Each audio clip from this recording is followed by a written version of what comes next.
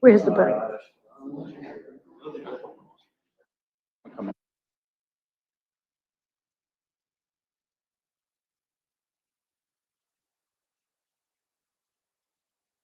I'm on now. Yes.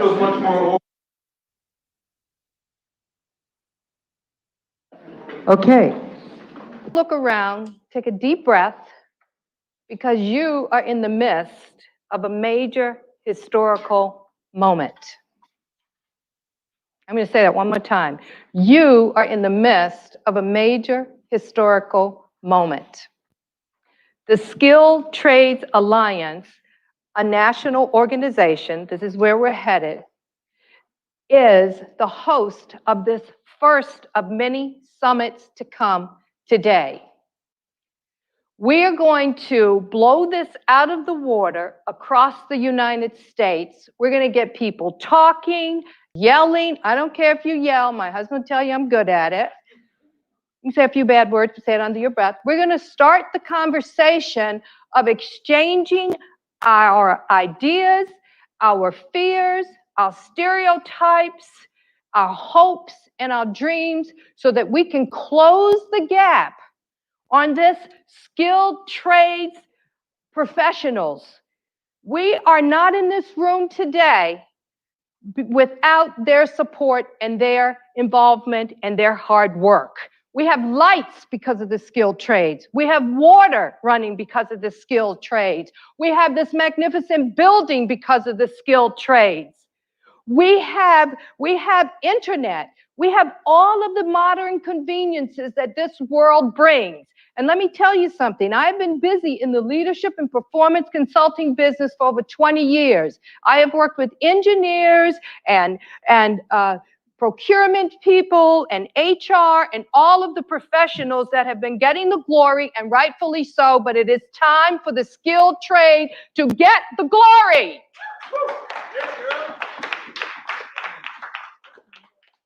All right, so before I begin, I want to ask you a question.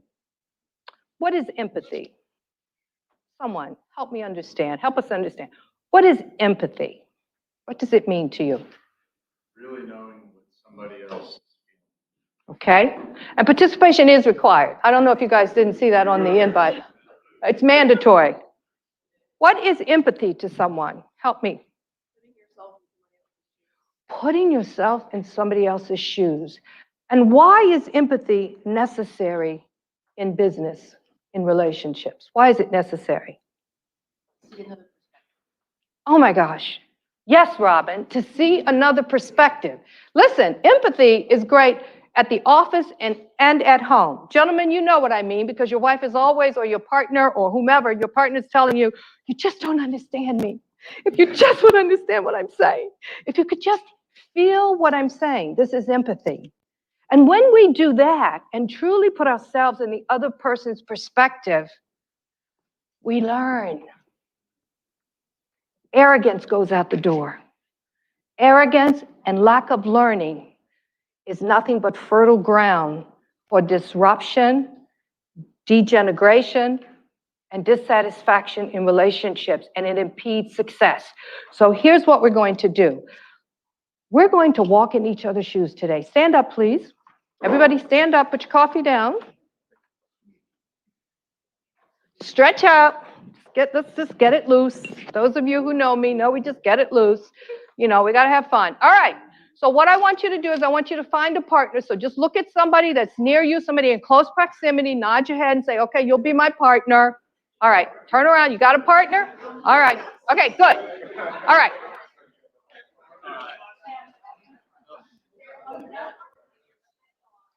All right. Here's what you got to do. Quiet. I want you, on the count of 3, to take off your shoes and give your partner your shoes. Can I get a different part? Just, nope.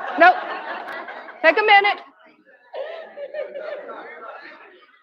I haven't told you yet. On the count of 3, On the count of three, I know, Mr. Video Guy, you getting the shot of the shoes? Because on the count of three, Jay, look at Jay. This is not a relay race, man.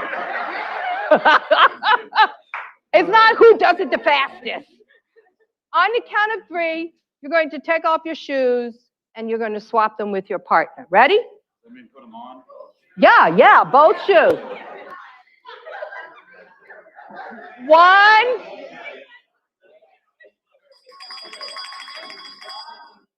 I'm just kidding. Sit down. Sit down. Sit down. Sit down. Sit down. You may sit down. Can you hear me?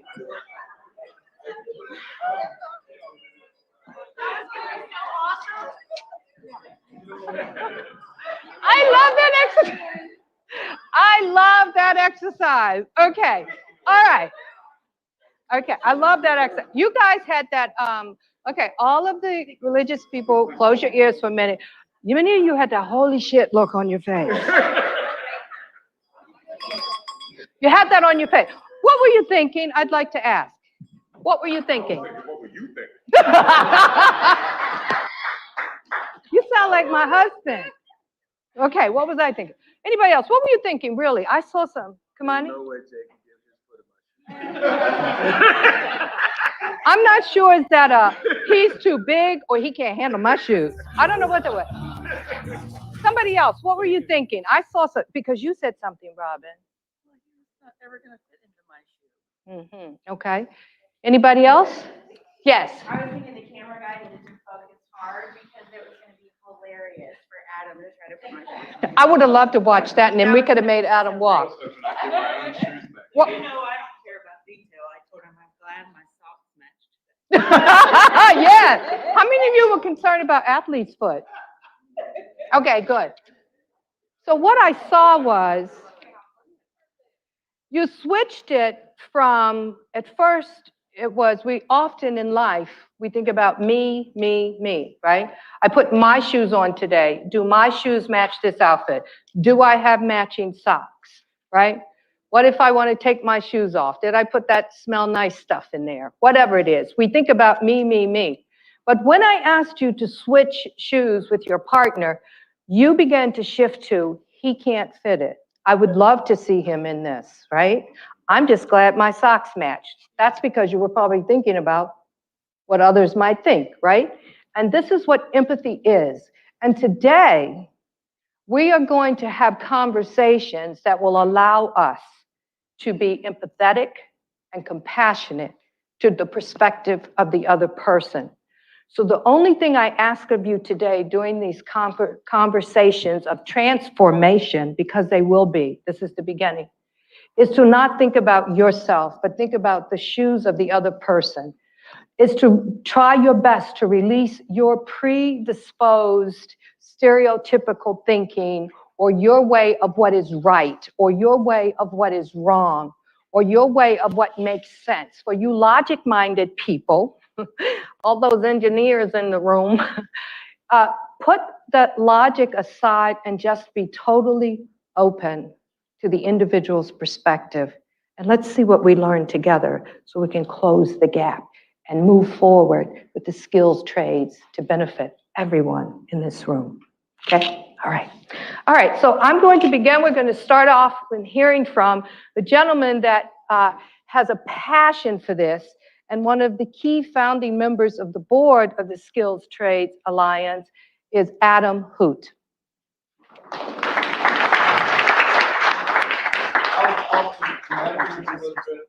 So real quick, we'll do a quick safety briefing.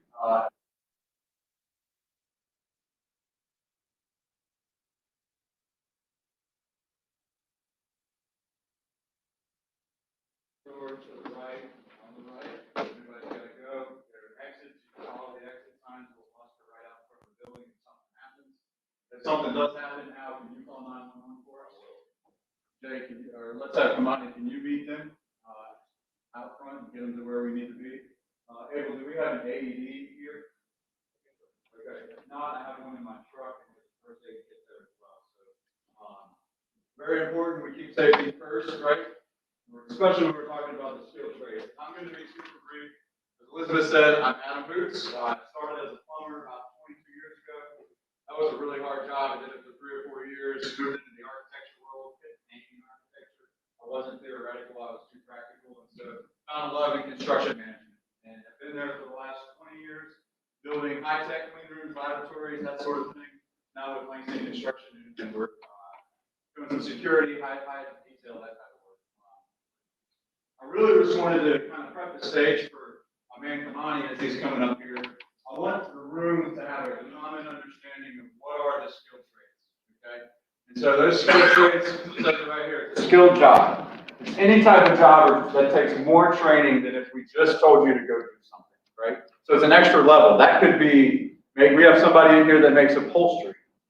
That's a skill trade. We've got construction workers, electricians. I think we have 3 or 4 electrical contractors. That's a skilled trade. Kamani, music producing is a skilled trade. So I really want to open and broaden our horizon on what skilled trades are. Why are they important?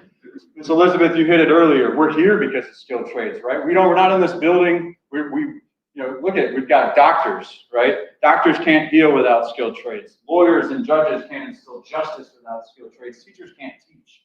So skilled trades are a critical part to our society and everything that we do, right? If you slept comfortably last night, you're welcome. Thank you, skilled trade worker.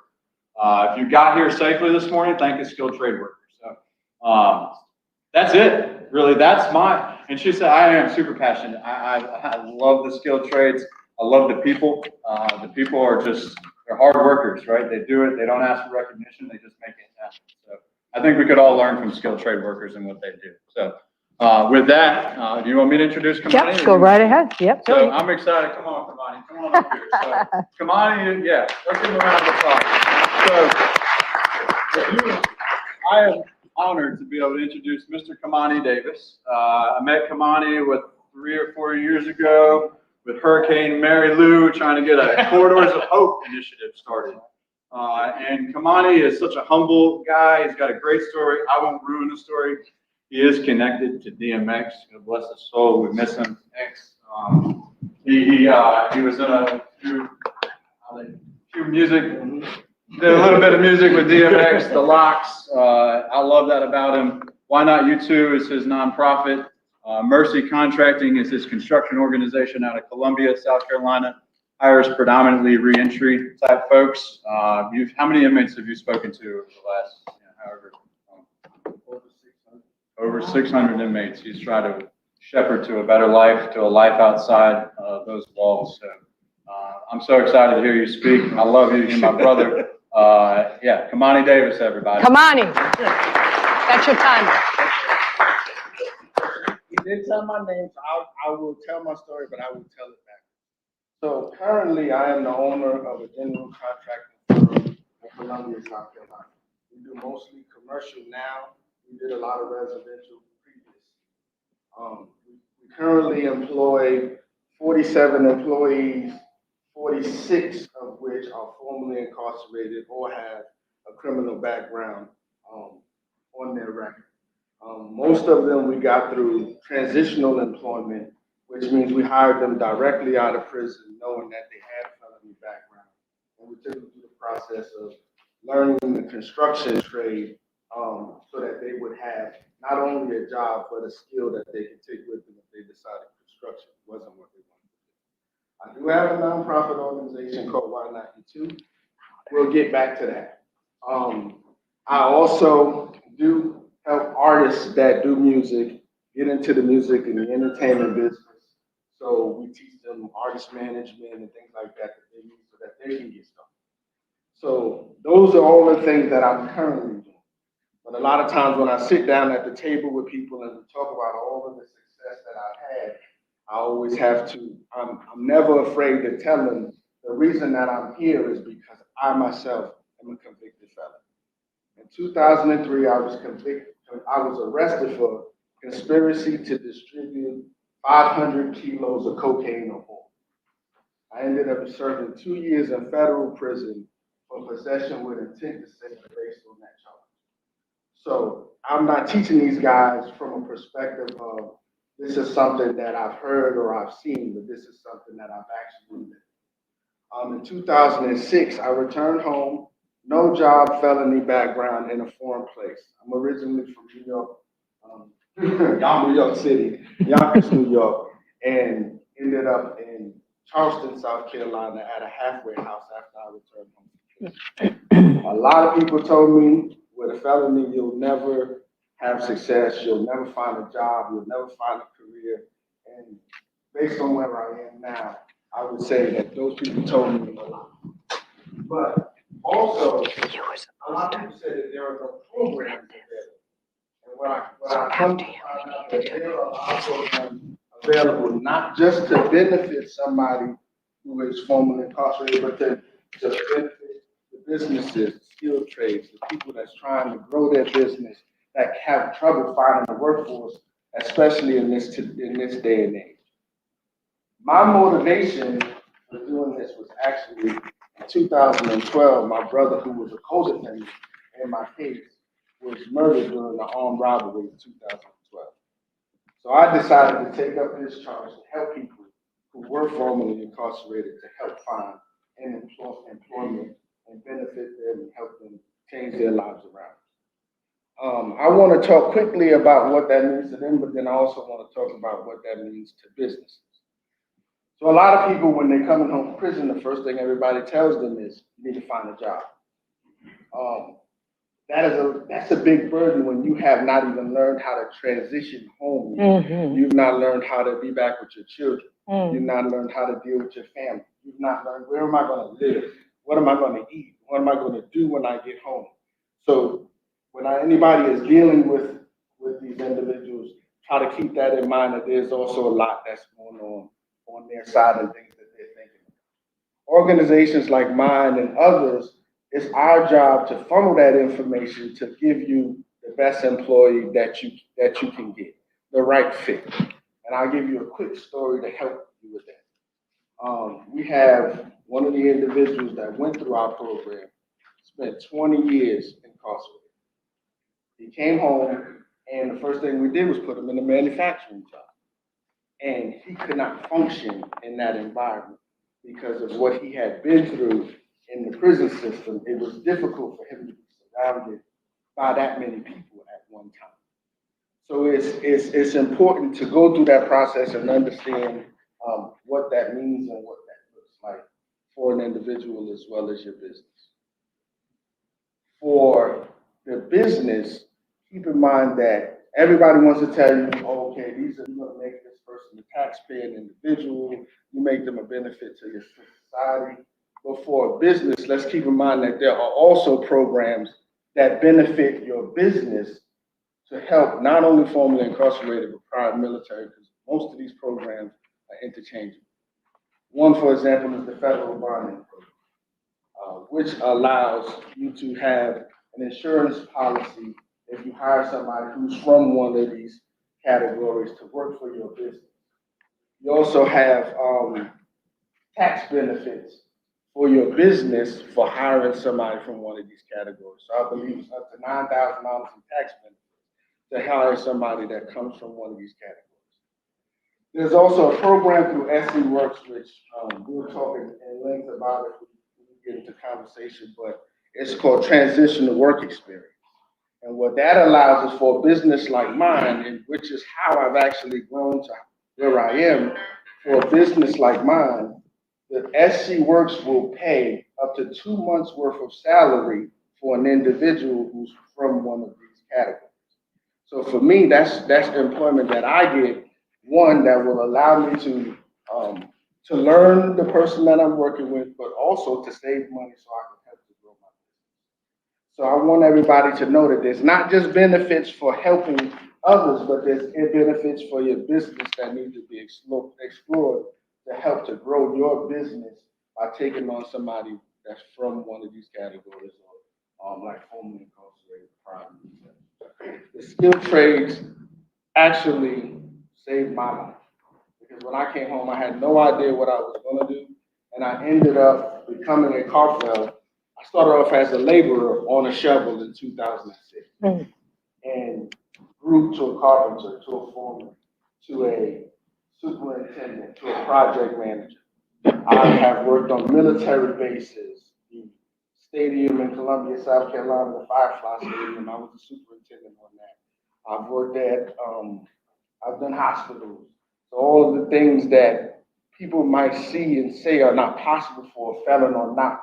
Should I give this person a second chance, not knowing what that could look like for me?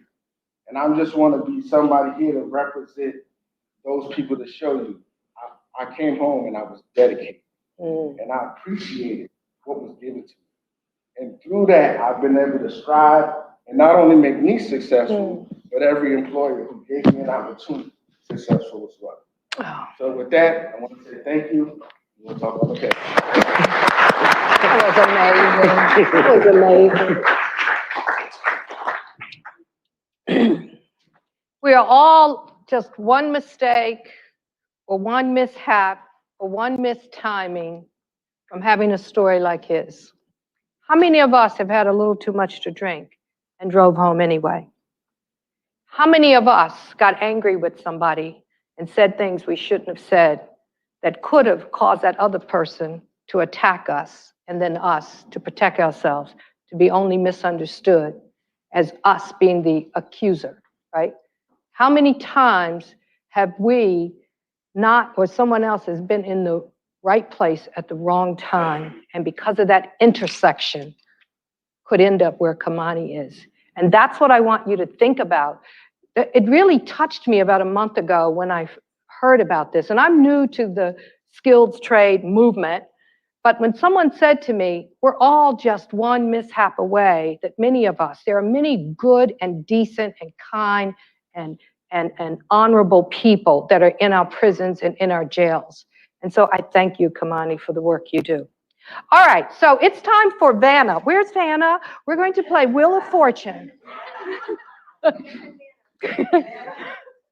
This is Mary Allison Chauvin. Chauvin? Oh, I don't know. Am I on? Yep, I'm on.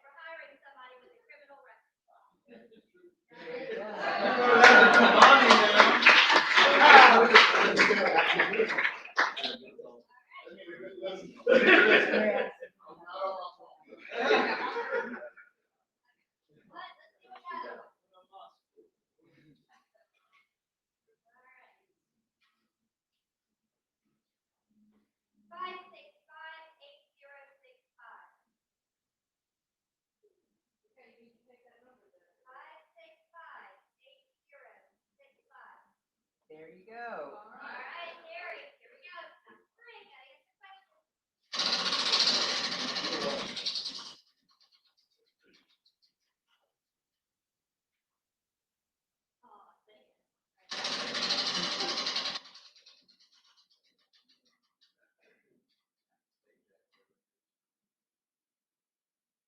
Name as many advantages you can for hiring a service member.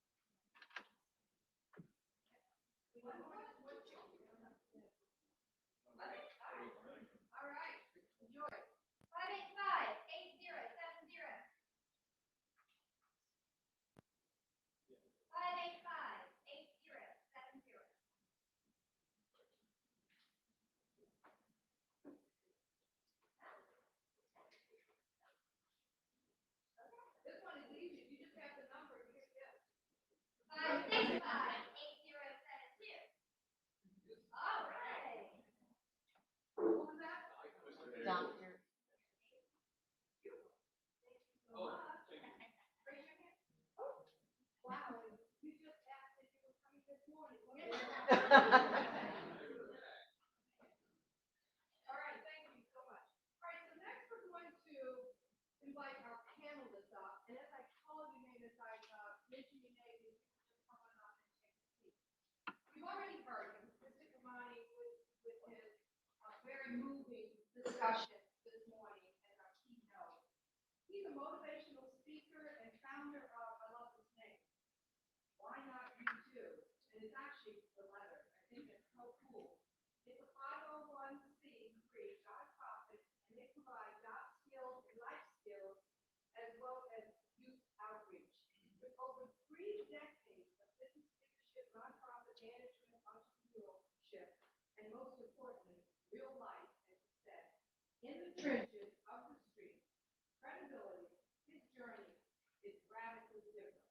Kamani has seen, lived, and persevered through many obstacles and tragedies throughout his career. He is an inspiring leader and an example of transformation. So,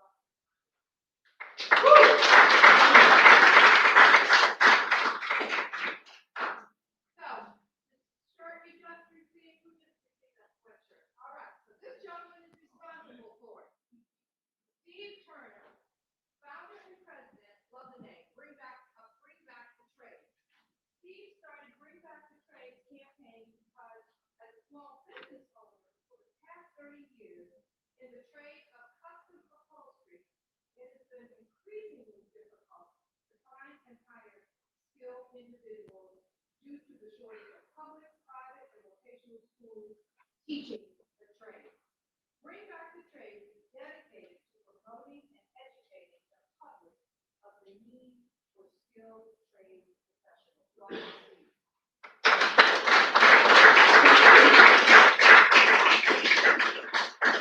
And this next gentleman, I've got a connection with my brother Ken with the box. Rick Berthold, Employment Program Manager for Upstate Warrior Solutions. Rick is a father, a published and best-selling author, and a surviving spouse. He spends his days working with local corporations in veteran unemployment. In his personal time, he enjoys baseball, chauffeuring his daughter around, and trying not to get punched in the face in the ring. Come on up, Rick.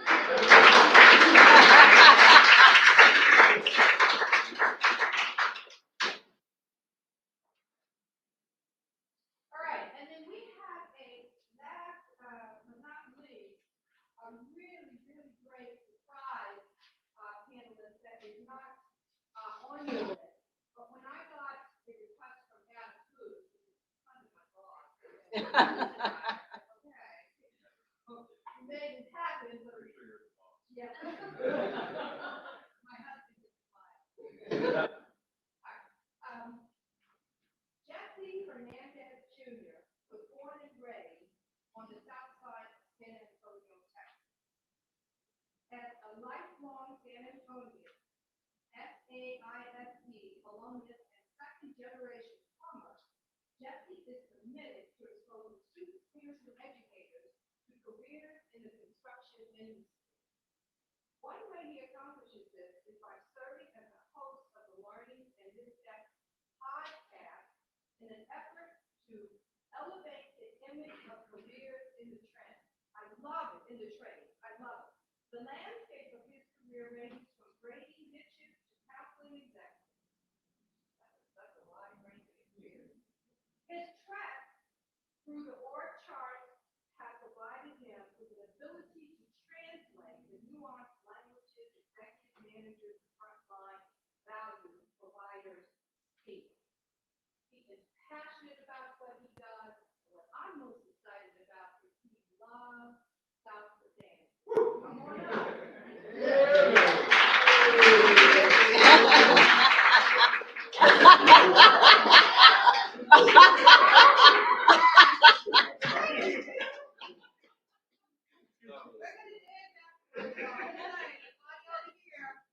All right, so is the lighting okay? I dimmed it a little bit so much we're going to operate a little earlier. I'm very happy to bring it up. Do we have the light? Is the light good enough for you for video?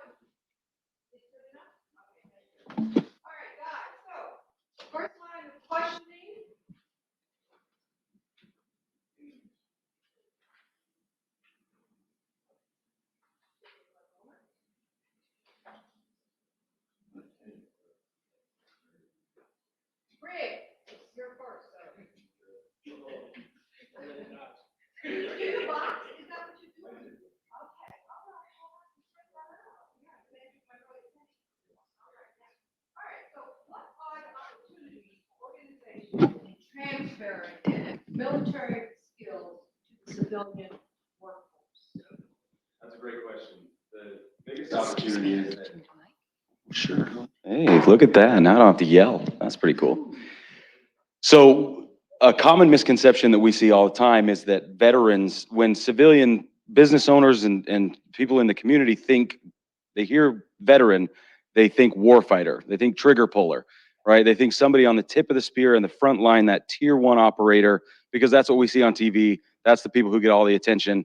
And we're not all Navy SEALs, okay? I'm retired Army. I promise you, I never pulled the trigger in anger or even really for fun anytime. So it takes a tremendous amount of support structure behind every one of those trigger pullers. A traditional helicopter pilot, of which there are 2 on a Navy aircraft carrier, has a team of 20 behind that pilot to make sure that the aircraft gets in the air, stays in the air, comes back, gets fueled and everything. So business owners, I always educate business owners by saying that transitioning military members bring a lot to the table in the skilled trades. There's more skilled trade workers coming out of the military than there are any other demographic in the United States right now. They're not all war fighters, they're not all trigger pullers. And the soft skills that military members bring to the table are going to round out that application. They're going to round out that necessary job skills that you're looking for. So you need somebody who knows how to show up on time, get the job done, and work hard. Those are the minimum barriers, but that's what we've been expected to do forever. Mhm. That's all we know. Show up on time, wear the right uniform, we're excited to be there. And if we're not, we know how to fake the funk, right? You know how to do that. And we can BS our way through just about any situation. The harder it is, the better we get. Okay. So the soft skills of good communication, written and oral, we know how to teach. We're built for leadership. Everybody in the United States military from the top down knows how to be in charge. If everything hits the fan and we need to be in charge, we can from the bottom up. Wow. And I've seen that, having worked at my last corporate job was CFW, and I made improvement, and we hired a lot of military folks. And I saw all of that, right? The discipline. And sometimes it was challenging for them because they have such a discipline. And then you come into corporate America and it's kind of loosey-goosey, right? And then, yeah, you guys are shaking. And then these folks have a difficult time onboarding and transitioning into that corporate culture, right? So on that note, and then what I've seen is the company gets frustrated, the manager of that worker gets frustrated, that worker gets frustrated. I'm looking at a couple of people, Erica, that I worked with at a previous company. She knows all about it, plant manager at previously at Drexel Meyer. We've had these conversations, and then oftentimes this wonderfully skilled person walks out the door and quit because these people are crazy. Kind of is how they feel. I'm just giving you colloquial language. So what are the challenges then, Greg, for the organization, but then also for the military employee, and also as well as for that current employee? Can you talk a minute around that? Just what are some of those challenges? Absolutely. Those are great questions. So the first challenge, I'm going to start with the military member transitioning into your company. The first challenge that they're going to find is they don't actually know what they want to do. The military told them they were great at whatever it was. That's all they know for however long they were doing it. And they likely transitioned from the military to your organization to do just that, right? That's what they know. They're comfortable there, but the environment's different. And that's not a bad thing. That's not a bad transition. But just because the Army told me I was good at one thing doesn't mean it makes my heart pitter patter. For real. So if you lose a member of the military transitioning from your organization to a different job within the first year or two, it's probably not you. It's probably they were needing a comfort level transition. They needed something that was safe, that was reliable, so they could figure out what their new life in corporate America was going to look like. Honestly, the best way to circumnavigate that without an ERG, you do not have to have a veteran ERG, because then you have to have one for everybody else. Right? All the special people that think they're special. An ERG is an employee resource group. Okay. So it costs HR money to set up these groups and, have parties and make sure that it's a retention effort. You don't have to set one up. The biggest thing to do is to educate your managers to have one-on-one discussions regularly. And I educate our job seekers to initiate that conversation. Let the manager drive the discussion. But you got to set the appointment because you need to know exactly what's expected of you, right? So if on the business side, if you can manage expectations And most importantly, from the business perspective, military members, we love growth. We want to know, when's my next rank? When's my next promotion? When do I get a skill up? When do I get to go to the next school? What is my continuing ed going to look like? In the military, if you can outlast everybody else, you'll make it right to the top. That's it. It's not that complicated, right? You just got to stay in longer than everybody else and keep your nose clean. If you can do that, you're going to be a colonel, right? It's just really, or a sergeant major in the Army. So set those expectations, show them the path up, show them the path to growth, and you can retain that veteran employee. That's it. That's what I would say. Yeah. All right. A lot of great insight. I love the idea they like growth. That's really good to know, right? Not everybody's motivated to grow. Some people just want lateral movement, but that's really insightful. All right, if you can do me a favor and pass your baton over to Steve. So Steve, as a business owner, and I wish you were local because I need some of those street work done. Okay. But I don't do furniture. I don't do furniture. What I do is I do custom interiors of cars. Everything's custom built from hand. Okay. So I own Turner's Upholstery in Rye, New Hampshire, which is 45 minutes from Boston or Maine, which is on the East Coast, way far up. I started Turner's Upholstery 32 years ago. What we do is we custom build interiors for cars, like hot rods. We do convertible tops. We do boat tops. We do regular cars too. So if you have a burn hole in your seat, we can fix that. Carpet replacement. But everything is custom done. And when I started, the reason why I started this, when I started my business in 1989, there was 30 upholstery shops around me. Now there's 2. Oh, thank you. Thank you. All right, so quickly, what roles, if not all, what roles are you hiring people for? In my business, it's the ground up. I tell people, which they find it hard to believe, it takes 10 years to learn my trade because we do everything from taking an interior apart, custom making it from scratch, building patterns, and then hand sewing everything with a sewing machine. Nothing's done by computer. The cars of today versus the cars of my day, everything's computerized now. We have airbags we have to worry about. So there's software involved. It can be a dangerous job because if you take a seat out of a car with an airbag and it goes off, you're in trouble. So there's a lot of that. But go back to the learning. Most of the time when we hire kids like I did when I was 15 years old to learn from the ground up how to take a car apart. A lot of kids don't even know what a screwdriver is today. So there's a lot of safety involved. There's a lot of time that you have to spend. Is this look too loud now? No? Okay. Maybe it's just me. There's a lot of time you have to spend with the individual really right. Like the last kid that I trained, I was with him for a year, 40 hours a day, 40 hours a week, just training him to do sewing. And when we sew, it's 8 hours of sewing seam after seam after seam, just to learn how it is. So what would you say to the group are the benefits of hiring these folks and training them in this way, especially that you do work with some reentry and some veterans? I do not know at this point. What are the benefits to hiring people at a baseline and training them from scratch? We train them the correct way. Because in my field, I see a lot of, which in the construction field, and electrical and plumbing, we all see stuff done the wrong way. So with me, the way I do it, everything is done right. So we get to train them from the ground up the right way. So when you're onboarding them, those first couple of weeks, the first 90 days, because we know in the organization world, in the first 90 days, how you introduce someone into your company, you either lose them or you keep them, right? And the worst is that you lose them here and here and keep them. You know what I'm saying, right? They just show up, clock in, they stay on the radar, doing some standard work. And that onboarding process, that first 90 days is critical, like a relationship. Mhm. You know, I can go back to that partner or lover or whatever, if they're not treating you right the first 90 days, they're going to talk to you like that. All right, so tell us what that onboarding experience can look like. What are some things we need to keep in mind? Well, with me, when I'm working with younger individuals, I think it's the track of mind, having something every day different for them to do. So when they come in, it's not just the same job over and over. Like with my field, We could be doing a door panel one day, a convertible top the next day, a seat the next day.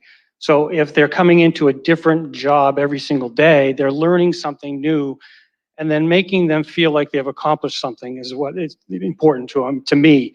Letting them know that they're important and they're learning, and working really hard with them to let them know that they're worth something. You know what I mean? Because that's how I mean, every time we finish a car, I make sure it's washed, it's polished, because everything's the first impression with me. I want to make sure the customer comes in and it's, wow, look at that. So I think that with a kid or an individual, I think it's making them feel important. Okay, yes. And I think you hit on something, because everybody in here, probably those of you, how many of you from manufacturing? How many of you are from manufacturing? So there's really a lot of rote memorization and repetitive tasks that people have to do sometimes on the floor. So, but one of the things I heard you say, so you can't switch it up a lot, right, Erica? You just can't switch it up. You got to do what you got to do. But making people feel important, right? Making people, how do you do that for somebody that is just doing one task day in and day out? And anybody up here, I'd like to hear from you. How do you help somebody feel important? Because oftentimes in the skilled trade, we do have to do just one thing. My husband, who's an engineer from Germany, I know he doesn't want me talking about him, but I got to say this. He told me the story about when he was younger and going through his apprenticeship program, and how he had to do one tiny thing for, I don't know, it's months and months. He'd go in for 6, 7, 8 hours and then would just chisel away on this one piece. And then his maestro would look at it right under a microscope and go, that somebody can get cut on that or whatever, he's German. And that's all he did for the longest time. So how do you keep somebody up? Yes. I would say they need to follow your example. I got to speak with her last night, and she listened to me. She asked questions and listened intently to my response. And in her response to me, she indicated clearly that what I said mattered to her. It was undivided attention. It was less than 7 minutes. Yeah. But I feel thoroughly connected, so much so that she's got my watch. I do it. I have his watch on. And so how often do we rush through the day because I'm busy, I got a bunch of stuff, I got emails, I got phone calls, that I don't give Mr. J 5 to 7 minutes to get to know him. Just to ask, what'd you do last night? It doesn't take that much. Okay. You just got to pause and listen. Make sure you got your shoes on. I don't have his shoes on, but I'd wear his socks. Come on in. I think even in a job that's repetitive, you can celebrate small mile markers. So even if it's something where somebody is just building shoes or creating shoes, you can make something competitive where whoever reaches 100 shoes first, you celebrate that accomplishment. And I think that's the best way to do it is if you, even in life, like we all want I finally got the big job, but if you celebrate the small accomplishments, you'll feel like you're moving forward a lot better, a lot faster. So I think that's the same thing in a job. Just give them small mile markers to meet and then celebrate those mile markers. Wonderful. Keep the mic because you're next. Okay. So, There we go. what opportunities and skills of value does a formerly incarcerated employee bring to his or her role? And I say this because, and I would like this response from the humanistic point because we're all human beings. But coming out of that environment, we often think we've got to, as you said earlier, they're transitioning back to every aspect of their life. Right. Tell us what value they bring to employees. So I guess I'll do the things that are politically correct first, then I'll take the Band-Aid off for a second. Okay, I like that. So first of all, there are the tax benefits that come with hiring an individual. Then we talked about the federal bonding that also comes with hiring somebody who's formerly incarcerated. And then don't forget, for the business owners in here, that is a lot of money. 2 months worth of salary for somebody is a lot of money. So take that into consideration when you're building your workforce to mix some of these guys in to help you make some savings and earn some money. You will get somebody in most cases that is dedicated because they are transitioning. They're just looking for somebody to give them an opportunity. You will also get somebody who will be urine screened by his probation officer already. He'll already be being watched by other people to make sure that he's doing the correct thing. So you'll also have somebody that's working within guidelines outside of what your organization is doing.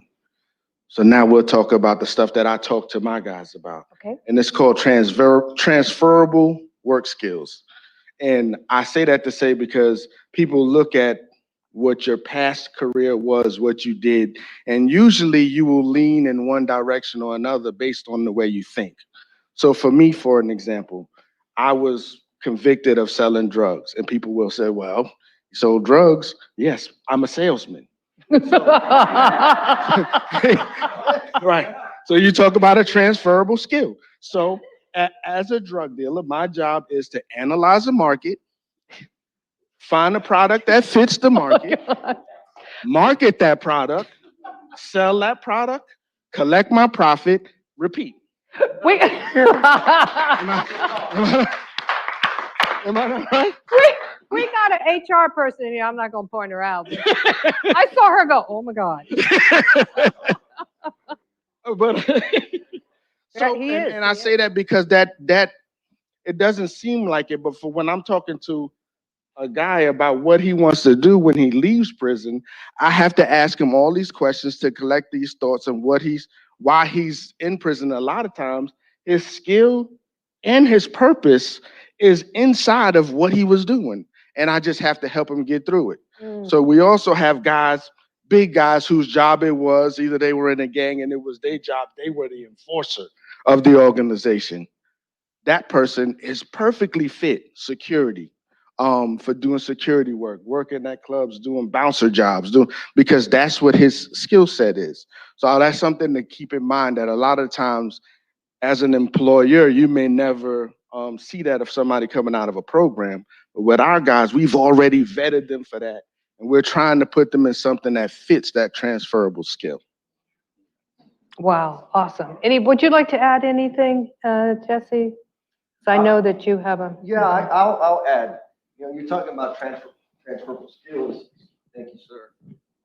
I too, I'm a two-time felon and a plumber, right? It's kind of hard with this beautiful face right here. It's hard to tell all that. And it's really easy for me to get caught up in my head about all my missteps, right? All the dirt I did. Yeah. But there are some transferable skills in you know, running on that side of things. This spin game, right? Being able to connect with people and listen to people and talk to people and feel them out is, like you said in my bio, is I figured out how to what's the fancy term? Code switch. Yeah. Right? Yeah. Code switching of who am I talking to and how we gonna roll. If I got to talk straight and polite and, you know, all these fancy terms, I could do that too. I prefer not to. Right? Like if that's what we got to do, we got to do. And so it was that transferable skill of running in those lanes that I learned eventually, like, oh, I can leverage that. Yes. Like it's not a weakness, it's not a deficit, but I also got to come correct all the time because I do got that history, right? And I got to have a system in place to keep me moving in the appropriate direction. Yes. Wonderful. Thank you. Okay. Pass it back to him. I have one more question. What are the main barriers that you've seen or you see with formerly incarcerated persons experience as they're going through that transition process? So I'm formerly incarcerated. I start a job at XYZ and I'm trying to transition into the workplace. What am I struggling with? Help me so that supervisor, that first line supervisor or that manager can understand the psyche and the challenges of that individual. I think it's a broader issue, something that we've been discussing with the Department of Corrections. A lot of the guys, especially the ones that have done longer terms in prison, need mental health assistance to assist them with the underlying issue that got them incarcerated in the first place. So in the case of the individual I talked about in my speech, his issue is that he cannot survive in certain environments because of post-stress or pre-stress, the stress that he has from things that have happened in his life. So I think with hiring in someone into your organization, I think it's very critical that in that, not just the application, because the application may tell you whether somebody has a background, but in that interview, a lot of people skim over, so what were you incarcerated for? And then they tell you, and if you decide you're going to hire them, you never explore any further into what they did, and because you can't. Right. But I think that a lot of individuals that are incarcerated do have like underlying issues with authority. Okay. So a lot of times, some of them are not used to being under an authoritative figure. So you may have some conflict with management and an individual.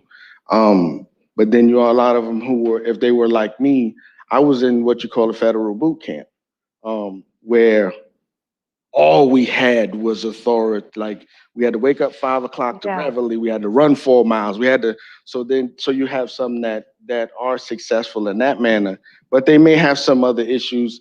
They got to go see their PO once a month. So that's something to take into consideration. They may, if they're from a federal prison, they'll have to have a urine analysis done randomly, which may mean some guy may pop up at your job and say, "Hey, I got to test Kimani Davis today." So that's something that to take into consideration. So there are some things like that you do as an employer have to know that come with somebody that's formerly incarcerated. And I know people say ban the box, but I think there are some things that you do have to know and understand about an individual in order to deal with them correctly. Because when the guy tells you, "Hey, I gotta go someplace today," and you don't know what it is or the expectation, it makes it difficult because you distrust what they're saying. Yes. He doesn't want to tell you, "Hey, I got to go today to go to my probation officer. This is my monthly visit." So I think there's some things that if you can have that, it's more of an open discussion with their manager on site than it is with the HR department. Hey, and making them feel comfortable enough to have that conversation with you so that everybody is of the same understanding. And I'm going to have you pass it to Brig because he has something to say. And something about that is when we're more open and we're more transparent with people and we allow them to be open without judgment, they're more likely to come to us and tell the things they need to do. That's one. And so then you can continue to build trust. The second is that person will then begin to trust you. And the third is you can help that person to stay accountable. Because if I know that my boss or somebody's going to look down on me, I can't tell them what I'm doing, then I get nervous, whatever. I have another reason not to do what I'm supposed to do, right? Which circumvents the whole process. Great. This is all remarkably similar to veterans coming out of the military and into the civilian workforce. Because we come out, many of us come out with labels, right? We come out with labels immediately. The federal government told me I'm 100% disabled, right? They said, "You're done. Thanks for playing." I got a little pat on the butt and a box with a folded flag in it, and they left. They said, "Go away." I said, "Wow, thanks, appreciate it. This was great. Little lapel pin and a sticker for my back window. That was really cool." But I came out a little jaded. It's very similar to those incarcerated, right? I came out with a label I had to deal with. I came out with all the mental health, the stuff that goes with that. The other thing too is we got to go to VA visits. That is just like seeing your parole officer, right? Yeah. We have urinalysis we got to do too. There's a big opiate crisis in America that's probably not going to go away anytime soon, and the veteran community is wrapped right up into that because pain is the fifth vital sign, has been for a long time, and we know how to work a system. That's all we know how to do, right? Yeah. So veterans are really, really in the same boat. We need the same level of communication. We need the same level of openness, and we need to feel comfortable with our first line supervisors so we can have the same conversations. Exactly the same. Thank you very much. Or can you pass it to Jesse? So what I'm hearing them say is what every leader and supervisor should be doing is having open dialogue with your people. And I call it getting to the heart and soul of leadership, right? We can use all the models in the world, and God knows I know a lot because that's what I do. I train on that. But at the end of the day, it's getting to the heart and soul of that individual and seeing them as a human being first. Okay, thank you. Jesse, this one is near and dear to my heart because everybody who knows me know that I am into the power of the women. This is the power of the skill trades, but this is the power of the skill trades for women. Yes. Yeah. Okay. So on this question, I would like to know, though, why are there still so few women in skilled trades? And what are these challenges that's keeping these numbers so low? And what can we do? Yeah. Well, conventional, it's the thinking, right? The dudes like to think it's because they don't want to come and do the work. Right? Like our first instinct all the time is to deflect ownership. So that's the fundamental problem, is we're not taking ownership for the situation, how we contribute to it. Perfect example. There are 4 men up here, which is amazing. Why don't we have any women up here?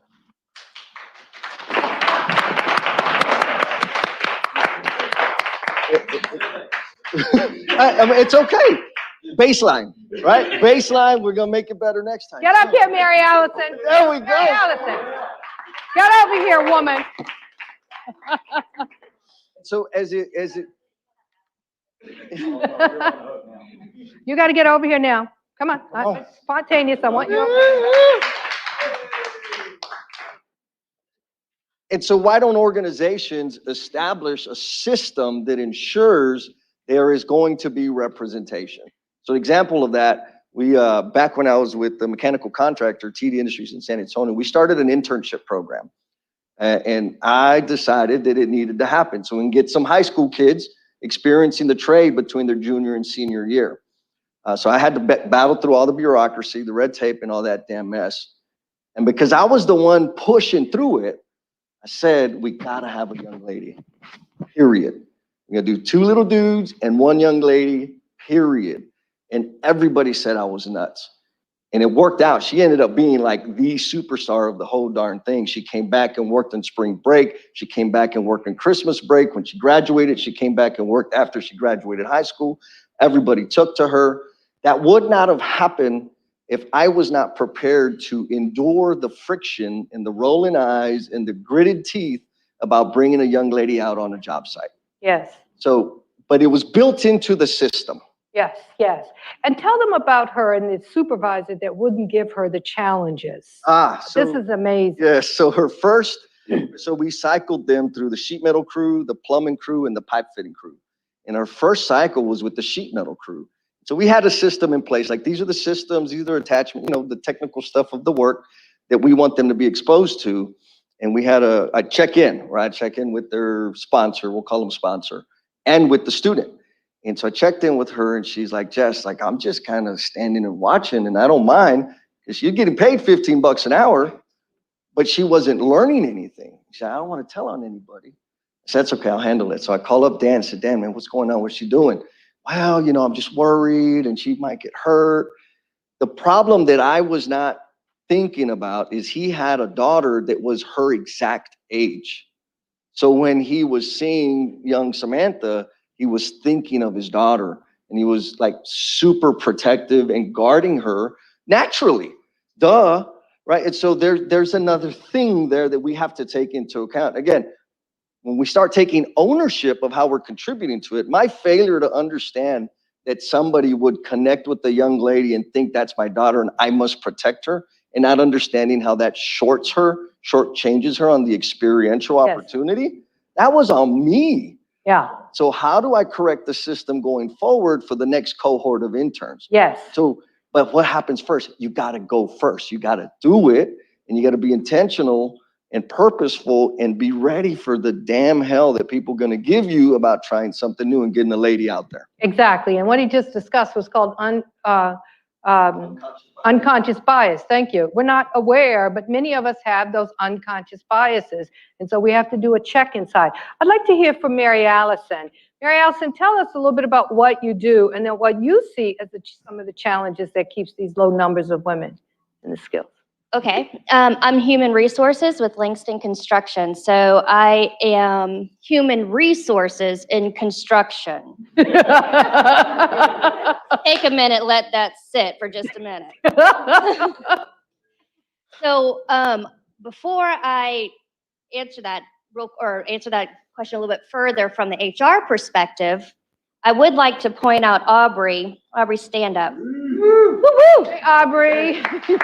Aubrey is one of our stars. She came to us as an intern from Clemson, construction science and management, and did a fabulous job. We offered her a job, and she's rocking it. It's attention to detail that females tend to have, a little bit more attention to detail. Now, as far as an industry, I think that a lot of business owners and organizations don't, it's all rhetoric. Yeah, we need more women, da, da, da. They don't put that commitment into it and that intentionality. And part of that is a risk, a thought of what are the risks to our business if we were to hire a female, have her go on site, and she is subject to sexual harassment, or that she is, the guys are out there talking their guy talk, and it's the last of the cowboys out there in the construction world, quite honestly. And so from a business standpoint and HR standpoint, that's a very scary thing. That's a lot of risk. And it is up to the leadership to make sure that that culture starts to transition and that culture changes, and that we, like you said, that there's that ownership of inclusivity is not only at the top, but throughout the entire all your field crews, all your teams in the office and out in the field. Thank you. And I think I'm going to go ahead and speak to a business perspective about hiring somebody that is formerly incarcerated, or and you don't have the same stigma coming from the military that you do as somebody that is formerly incarcerated. It goes back to that risk. It's the risk versus the benefit analysis from a business perspective. And that's why I'm so glad we're having this conversation, because I think what ends up happening is you find that the benefit totally outweighs the risk. Yeah. And there are programs to help you transfer that risk. Also, the bonding programs. You can have somebody for 6 months and have them bonded to where they're not having to go on your insurance. You've transferred that risk, and after 6 months, you should have a pretty decent idea of the character of this person that you have on your team. Not only their character, but their skill level. Can they learn? Are they willing to learn? What's their attitude? Steve would like to say something. You pass it. I want to give some good news on the females. At Bring Back the Trades last year, we had more females apply for our scholarships than males.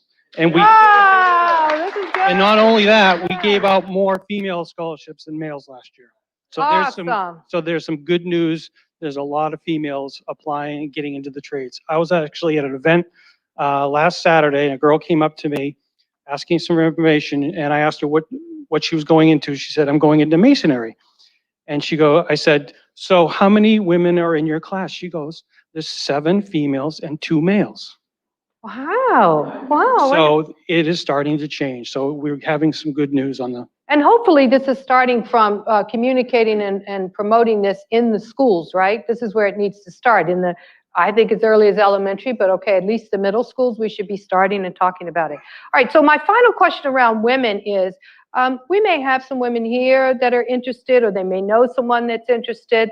What advice, particularly Jesse, I'd like, and any of you want to chime in too, you, Mary Allison, what advice would you give to a woman navigating a career in the skills trade? You mentioned some things, with, guy talk and some of the stereotypical, but what might they do to navigate better?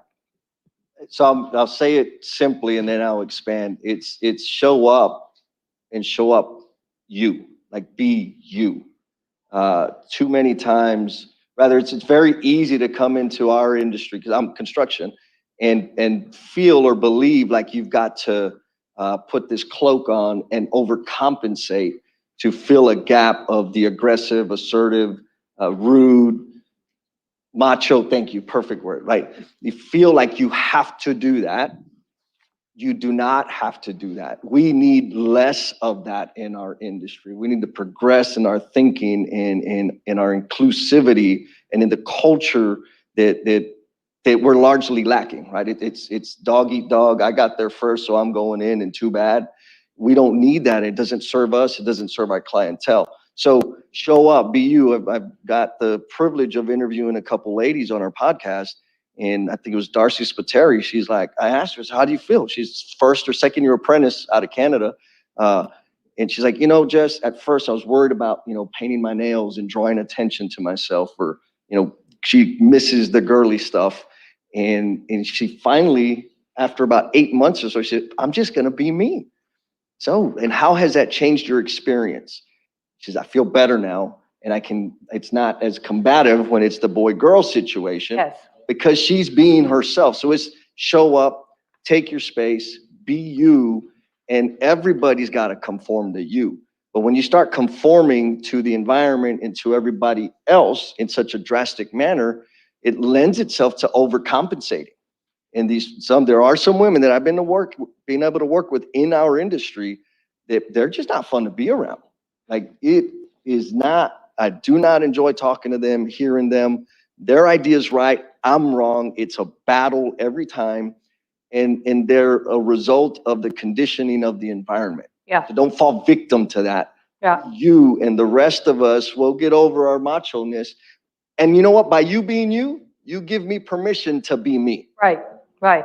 So you're saying women feel sometimes they have to be extra tough or stern or harsh. And I see this in manufacturing as well. We've had this discussion in some jobs where, because it's a male-dominated environment, we feel like we got to wear those pants and wear those gruff pants, right?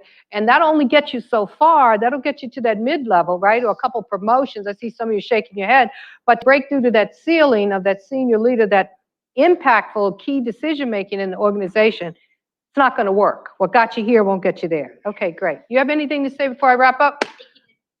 Okay, excellent. So can we give them a hand? Thank you so much, panelists. You can go back to your seat. Hand it to Caselda. All right.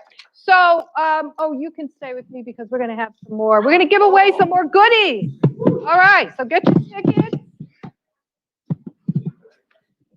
Get your wheel. All right. Here we go. Have more stuff.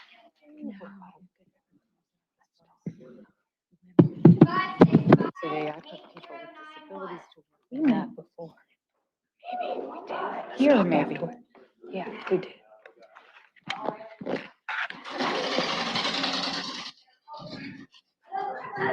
So, I know we're off the clock for 15 minutes. It's okay. There you go.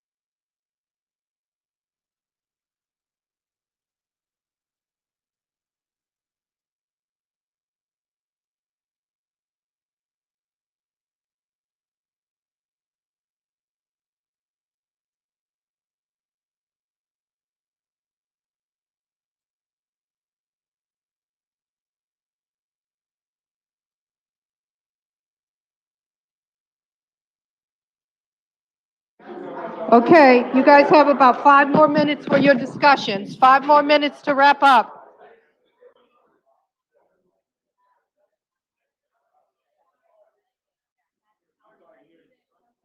Five more minutes.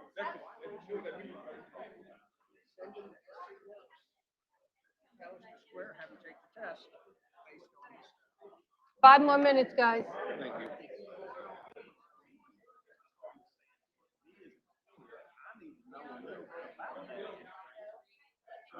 Communicate better with that employee or the person that I'm considering hiring. What, with your history in HR, like, what do you think that would look like? Or what do you? Every day. I mean, they send me the information and I look at it. Like yesterday, they said 2015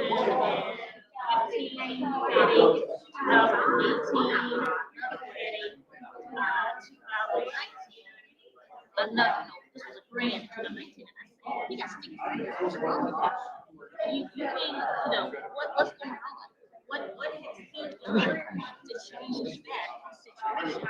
And I wait for a response back. I said, I need to know what he has done to say, I don't have sticky fingers. Okay, And I like put the that. ownership on them to say, this is what you want. You want to come work.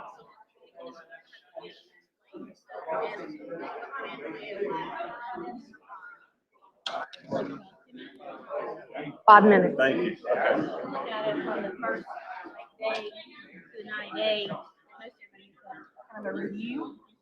Got 5 minutes, about 4 now. And it's not only just. So even like you need to know the high schools I have here. I have over. Got about 4 minutes. Got about 4 minutes.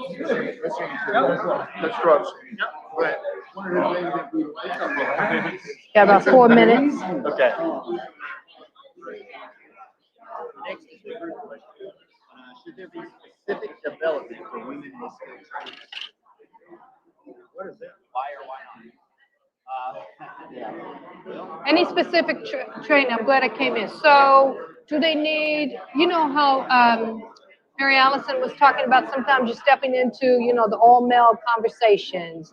Does there need to be sensitivity training for trainers? Does it need to be helping women to understand how to, navigate into a male-dominated environment? There are some sensitivities that women have, and just like with the gentleman, Kamani, that said, no, not Kamani, Jesse, be yourself, right? So helping them to really feel comfortable. So training like that, training also, and maybe understanding the skills trade and the environment. I don't know, any special physical training that may need to take place. It may not. Maybe the answer is no. No, I mean, I know that our career centers, our instructors, they're not painting they're painting the real world picture to Right. our students, to these Right. high schools. So, they're like, if you're going to get dirty, like it's going to be hot. Yeah. Like, you've got to expect that. Yeah. This is your environment and this is what you might get involved with. We had one kid who was like, I don't like all the smoking. Well, I mean, it's the construction industry. There's a lot of smoking. Yeah. So it's like, Yeah. it's something you're going to have to get used to. This is something you want to do. So I think, I feel like we have, there's instructors who are stronger than others, but I think they do a pretty good job in our environment of starting to train these kids of what it looks like. The reality. The females. Yeah. Back to firefighting, our instructors. The reality of the conversation is the guys in the field doing the installation are only 10% of the group. There is support people who are handling things like electronics. There are things being fabricated in shops. Right. There is the inside work of literally trying to organize something to make it go. The actual infield being dirty is not exactly, it's not the profession. Right. The profession is wide, and there's a lot of jobs inside the profession. Right. That do not just boil down to let's go out and swing a hammer. Right. So do you think that makes good sense? So do you think women come in with a less broader perspective on this, or do you think there's no difference between women's expectation of the fields than it is the guys? I mean, Well, as I was saying, the one female I know who does the field that I know, Right. I don't think she did. Okay, cool, She does her job. cool. She relies on anything. Yeah. How she does her job, but she does her job well. Yes. You know, so I think at the end of the day, on one perspective that I have in that regard, she does. And that might be a good, and that in and of itself may be a good role model example to offer to women, especially young women coming in from high school or whatever, that think they ought to, must, and should. That example of this lady, which has helped her probably be very successful. She doesn't care. She does her job, right? Regardless. I couldn't do it. I'm the kind of camping person. I'm called that camping queen because I couldn't do it. Clapping. Yeah, I'm the clamping. All right, we're wrapping up now. We got to wrap up. All right.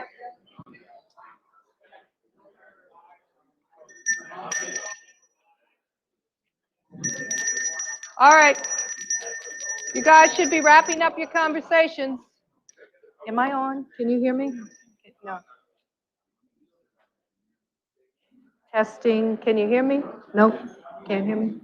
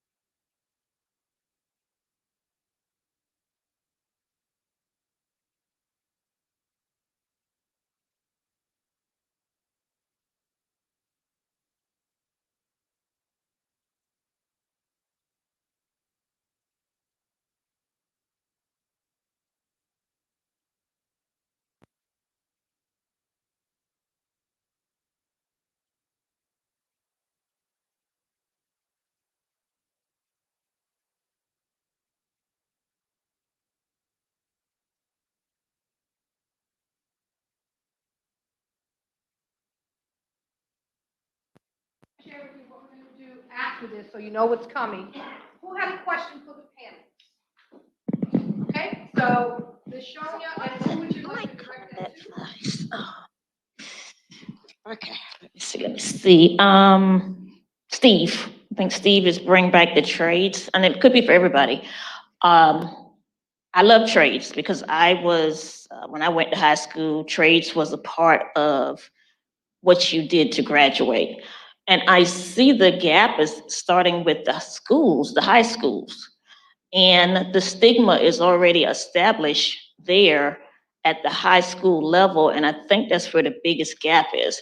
To bring back the trades, we got to go back to the high schools.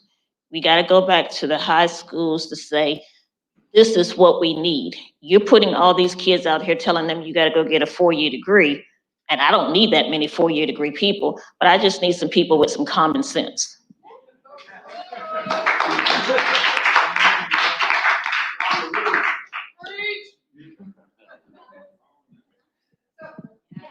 Can I answer that? I have a question, yes, Steve has a, let's have Steve answer. So I totally agree with you, but we are actually going into the elementary schools and middle schools at the same time.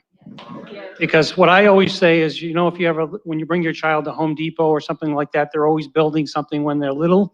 They're building sandcastles, play forts, all this stuff. Everybody wants their kids to be building stuff when they're little.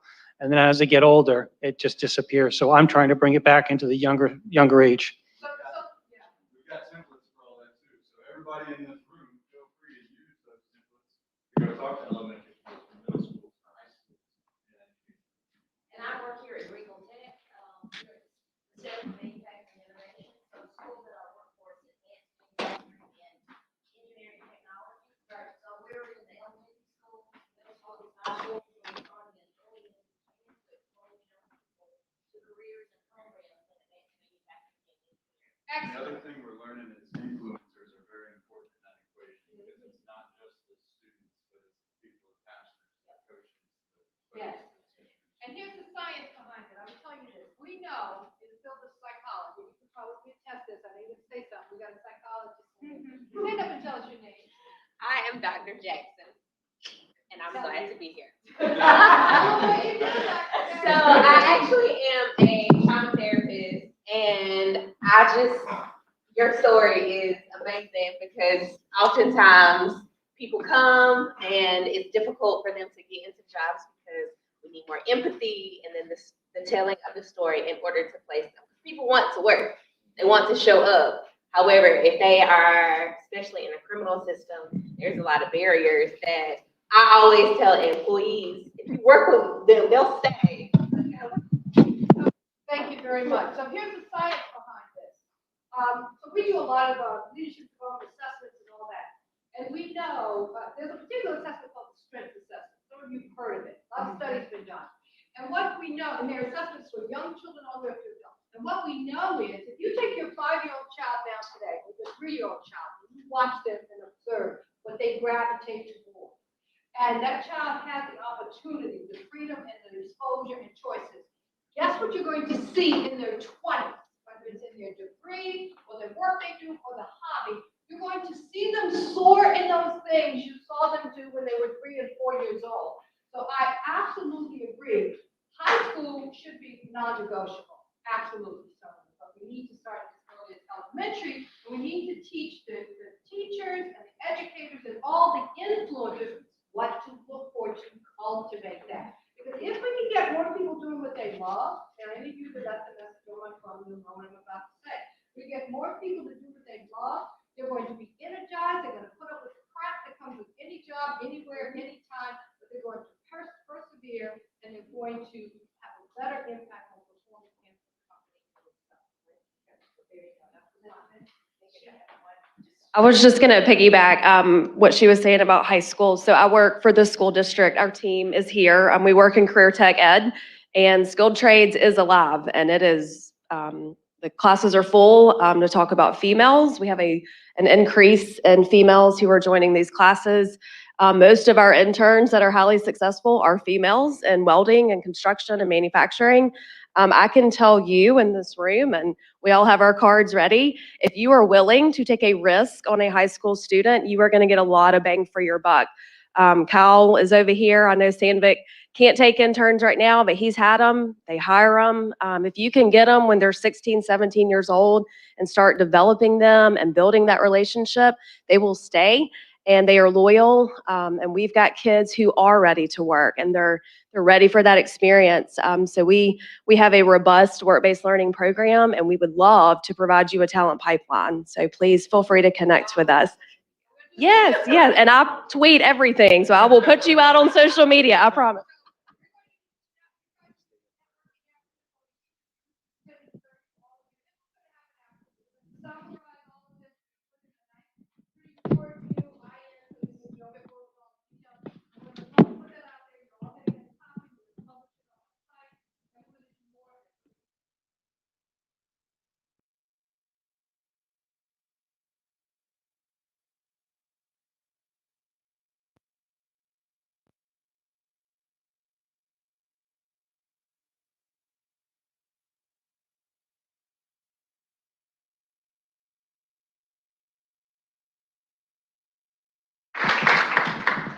Thank you.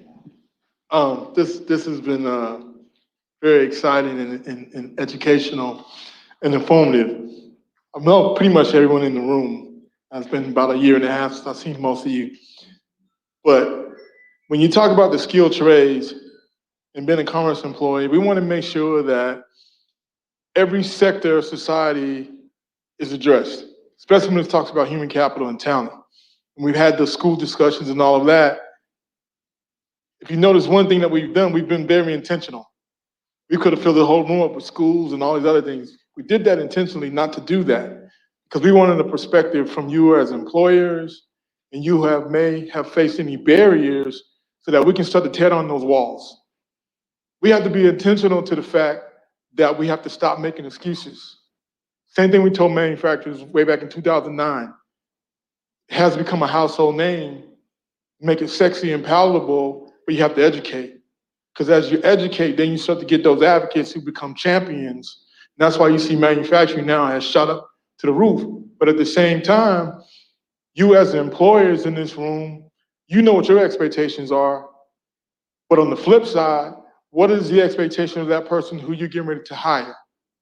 To make sure that that person is a fit for your organization. So they're not just coming in thinking, I'm gonna grab a shovel and go dig some dirt and my career is gonna stop there. We want them to understand that there are career pathways to their employment so they can be inspired, then inspire someone else. And part of this being intentional is that it's all about relationship. And it's all about knowing what your needs are. We know that our educational system should start earlier in the middle school, should start in elementary school. Because as I told Jesse last night, when you sit in a movie theater, you're not thinking about getting soda, popcorn, any of that. As soon as they put it on the screen, what happens? So when you see young people, and Michelle and I have done this, we've taken 300 plus elementary school kids, brought them here to CMI so they could see an inspiring dream, then took them to the career center that they're gonna touch before they see you here. So now they're building the relationship. And they're going back and they're explaining to the influencer. And as young ladies and young men. So we're tearing down the walls, even of sexuality. So we have to be intentional and strategic about what we do. But skilled trades provide so many opportunities from the stories that you heard this morning. But skilled trades doesn't have a cap. If I want to be an owner, I can own the company. Someone said it earlier, when I was coming up through high school, vocational education was part of our school curriculum. I kick myself all the time thinking about why didn't I go into brick masonry and all those things? There's a lot of things I could have done for myself. I could have been the owner of that company and used my skills elsewhere. Then we talk about the military. I grew up a military brat. I did Air Force ROTC all through college and all those things. And they was talking about war, so my dad was like, no, you don't want to do that. I was a military brat and decided that college was my way out. But I always regret not going in the military because we have such a stigma, which is crazy to me, about the military. They do more than protect us. The military service members are just as equipped as an athlete. They learn transferable skills. I learned diversity and inclusion by playing football. People that didn't look like me, people who came from different environments than me. It taught me verbal and nonverbal communication. Skilled trades is an avenue that is inclusive, but no one talks about it. It's not sexy.